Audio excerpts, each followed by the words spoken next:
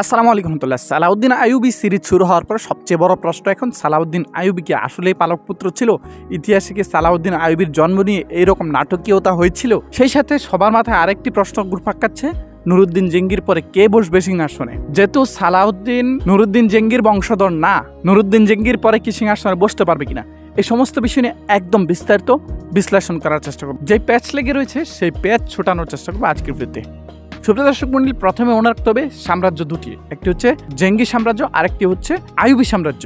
জেঙ্গি সাম্রাজ্যের প্রতিষ্ঠাতা হচ্ছে ইমামউদ্দিন জেঙ্গি, যিনি কিনা নুরুদ্দিন জেঙ্গির পিতা। আর আইয়ুবী সাম্রাজ্যের প্রতিষ্ঠাতা হচ্ছে সালাউদ্দিন আল আইয়ুবী, নাজমউদ্দিন আইয়ুবীর ছেলে। আমরা প্রথমে সালাউদ্দিন আইয়ুবীর পরিচয়টা ক্লিয়ার করার চেষ্টা করতেছি। সালাউদ্দিন আইয়ুবী ছিলেন নাজমউদ্দিন আইয়ুবের ছেলে। সালাউদ্দিন আল আইয়ুবী রহমতুল্লাহের পিতা নাজমউদ্দিন আইয়ুব ছিলেন ইমামউদ্দিন জেঙ্গির একটি প্রদেশের আমির। আর সালাউদ্দিন আইয়ুবী নুরুদ্দিন জেঙ্গির বাহিনীতে সৈন্য হিসেবে ছিলেন প্রাথমিক পর্যায়ে। এরপরে আস্তে আস্তে তার পদোন্নতি হয়, কিন্তু ইতিহাসে কখনোই সালাউদ্দিন আইয়ুবীর জন্ম নিয়ে এইভাবে টানাহেচড়া করা হয়নি। এখন আপনি বলবেন, তাহলে সিরিজে যে দেখানো হচ্ছে সালাউদ্দিন আইয়ুবী নুরুদ্দিন জেঙ্গির পালক পুত্র ছিল, এটা সম্পূর্ণ ইতিহাস বিরোধী। ইতিহাসে কখনোই এমন ছিল না। এই অসম্ভব সুন্দর এবং আরামদায়ক ফুল হাতার টি শার্ট গুলো হয়ে উঠুক আপনার এই শীতের সঙ্গী। স্ক্রিনে দেওয়া হোয়াটসঅ্যাপ নাম্বারে যোগাযোগ করে বাংলাদেশের যে কোনো প্রান্ত থেকে একদম ঘরে বসেই এই পণ্যগুলো কিনতে পারেন। আমরা এর আগে দেখছি এমরি কনক স্যারের আরো একটি সিরিজ বয়ুক সেলজুকে আহমেদ সেনজার, মেলিক শাহের ছেলে আহমেদ সেনজারকে নিয়ে এইরকম একটি স্ক্রিপ্ট লেখা হয়েছিল। ইতিহাসে আহমেদ সেনজারের জন্ম নিয়েও এরকম কোনো নাটকীয়তা হয়নি। এটা সম্পূর্ণই স্ক্রিপ্ট রাইটারের ক্যারেশমা। এখন আপনি এটাকে ইতিহাস বিকৃতি বলবেন না কি বলবেন সেটা আপনার ব্যাপার, কিন্তু ইতিহাসে যা আছে সেটা আমি আপনাদের সামনে উল্লেখ করতেছি। আমাকে গালি দিয়ে কোনো লাভ নেই, আমাকে গালি দিলে ইতিহাস পাল্টে যাবে না। ইতিহাসে যা সত্য সেটাই বলতেছি।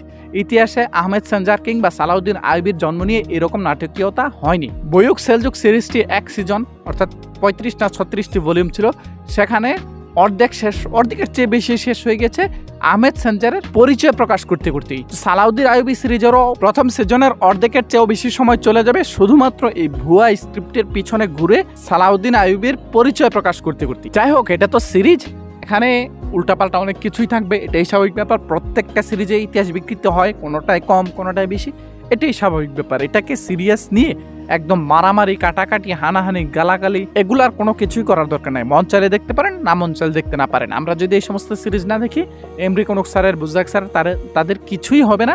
জাস্ট ইউটিউবে কিছু ভিউ কমা ছাড়া। ইউটিউবে থেকেও আমরা কয়জনে দেখি? আমরা তো ম্যাক্সিমাম বাংলা সাবটাইটেল দেখি।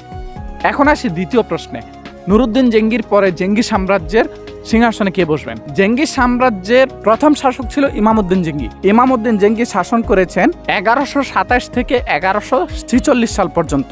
ইমামউদ্দিন জেঙ্গির পরে ক্ষমতায় বসেন সাইফুদ্দিন গাজী প্রথম। তিনি শাসন করেন 1146 থেকে 1149 সাল পর্যন্ত। 1149 সালে তিনি মৃত্যুবরণ করলে সিংহাসনে বসেন ইমামউদ্দিন জেঙ্গির আরেক ছেলে কুতুবউদ্দিন মাহমুদ। তিনি শাসন করেন 1149 থেকে 1170 পর্যন্ত। মূলত জেঙ্গি সাম্রাজ্যের মূল ভূখণ্ড ছিল দামেস্ক। আর ইমামউদ্দিন জেঙ্গির ছেলে কুতুবউদ্দিন মওদুদ ক্ষমতায় বসে নুরুদ্দিন জেঙ্গিকে মসুলের কর্তৃত্ব দিয়ে দেন। অর্থাৎ এখানে কিন্তু ক্ষমতা দুই ভাগ হয়ে গেছে। এখান থেকে শাসন করেন কুতুবউদ্দিন মাহমুদ, অপরদিকে নুরুদ্দিন জেঙ্গি শাসন করেন মসুল। নুরুদ্দিন 1154 থেকে 15 মে 1174 সাল পর্যন্ত মসুল শাসন করেন। অন্যদিকে মিশরের কায়রোতে ফাতিমিদের ধ্বংস করে সেখানে ক্ষমতা দখল করেন আসাদুদ্দিন সিরকু। আর আসাদুদ্দিন সিরকুর পরেই সেখানে ক্ষমতায় বসেন সালাউদ্দিন আইয়ুবী। অন্যদিকে মসুলে যখন নুরুদ্দিন জেঙ্গি মারা যান, নুরুদ্দিন জেঙ্গির পরে সেখানে ক্ষমতায় বসেন আস-সালিহ ইসমাইল আল মালিক। আর আস-সালিহ সিংহাসনে বসে সালাউদ্দিন আইয়ুবীকে মসুলের ভাসাল ঘোষণা করেন। আর এরপরেই শুরু হয় সালাউদ্দিন আইয়ুবীর সাম্রাজ্য। সালাউদ্দিন আইয়ুবীর আইয়ুবী সাম্রাজ্য শুরু হয় 1171 সাল থেকে এবং সেটা চলমান থাকে 1260 সাল পর্যন্ত। অপরদিকে জেঙ্গি সাম্রাজ্য 1127 সাল থেকে শুরু করে 1250 সাল পর্যন্ত চলমান ছিল। মোট কথা হচ্ছে, ইতিহাস অনুযায়ী নুরুদ্দিন জেঙ্গির পরে জেঙ্গি সাম্রাজ্যের সিংহাসনে বসেন নুরুদ্দিন জেঙ্গির ছেলে আস-সালিহ ইসমাইল আল মালিক। অর্থাৎ এই কথাটা স্পষ্ট, সালাউদ্দিন আইয়ুবী জেঙ্গি সাম্রাজ্যের সিংহাসনে বসতে পারবেন না। এটাই ইতিহাস, এটাই সত্য।